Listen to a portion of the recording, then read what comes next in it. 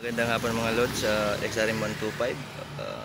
Trouble niya ay bigla na lang silang tinirikan. Malayo-layo pa, kaya kinarga na lang ito sa tricycle papunta dito.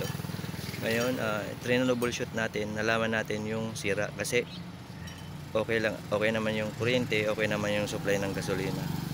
Tutok lang sa aking mga videos at para palagi kayong updated mga lods. Simulan natin.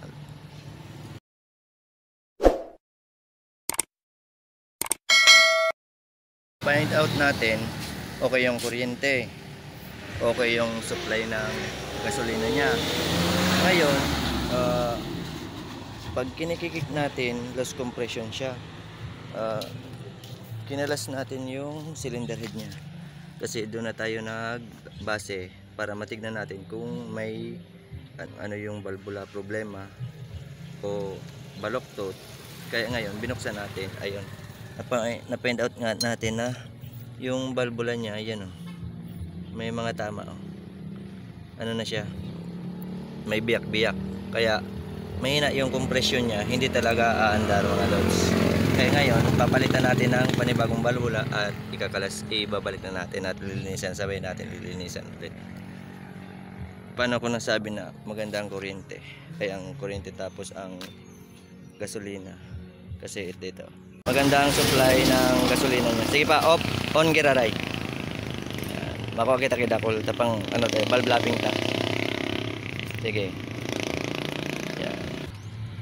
Iba-valve lapping natin, kaya kumuha tayo ng maraming gasolina kasi iba-valve lapping natin tong panibagong valvula at papalitan na rin natin ang valve set at lilinisan natin yan.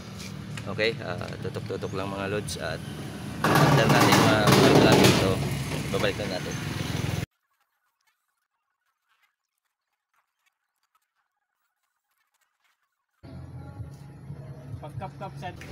Okay, after nating may kabit lahat, hinigpitan natin yung lock ng camshaft.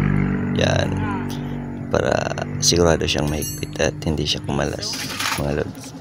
Yan, linisin natin yung gasket, cylinder gasket at ikakabit natin. Yan, kinabit natin yung cylinder gasket. Yan. Siguraduhin nakalapat ng mabuti. At kinabit natin yung cylinder headset. Yan, ipalapat lang at itap dead center. Yan, siguraduhin nakalagay ng sentro sa camshaft at kunin yung top dead center. Sigurado siyang naka-timing. Yan, at higpitan na yung lock bolt ng timing gear. Tune up na rin para 0.10 mm ang intake niya. Yan, i-adjust sa 0.10 mm at ang exhaust niya naman ay 0.17 mm sa XRM 25 FI mga loads. Yan, alright. Testingin na natin mga loads. Sige, testing natin. Handa.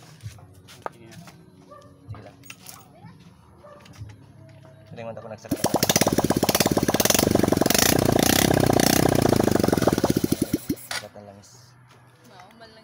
Okay na mga lods, umandar na. Babalik na natin yung mautyo.